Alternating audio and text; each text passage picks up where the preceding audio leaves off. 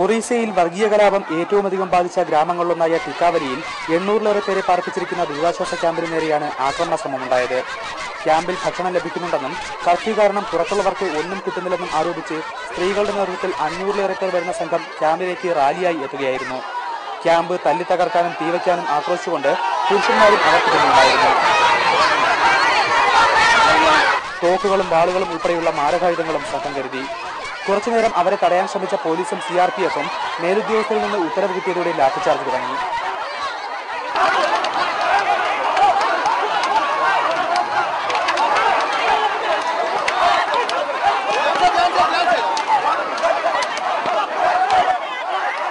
തുടർന്ന് റോഡിലേക്ക് ഇറങ്ങിയ സംഘം പോലീസിന് നേരെ കല്ലേറ് തുടങ്ങിയതോടെ പോലീസ് തിരിച്ചും കല്ലെറിഞ്ഞു. ഇതിനിടെ ഏഷ്യാനെറ്റ് ന്യൂസിന്റെ ക്യാമറ പിടിച്ചുവാങ്ങാനും ചിലർ ശ്രമിക്കുന്നുണ്ടായിരുന്നു. ഒറീസയിൽ സ്ഥിതി ശാന്തമാവുകയാണെന്ന് സർക്കാർ അവകാശപ്പെടുമ്പോഴും ഒരു തരത്തിലും കലാപങ്ങൾ അവസാനിക്കുന്നില്ല എന്നതിന്റെ വ്യക്തമായ ദൃശ്യങ്ങളാണ് ഇവിടെ കാണുന്നത്. ഈ കലാപങ്ങൾ തുടരുമെന്ന് തന്നെയാണ് ഈ ദൃശ്യങ്ങൾ നമുക്ക് വ്യക്തമാക്കുന്നത്.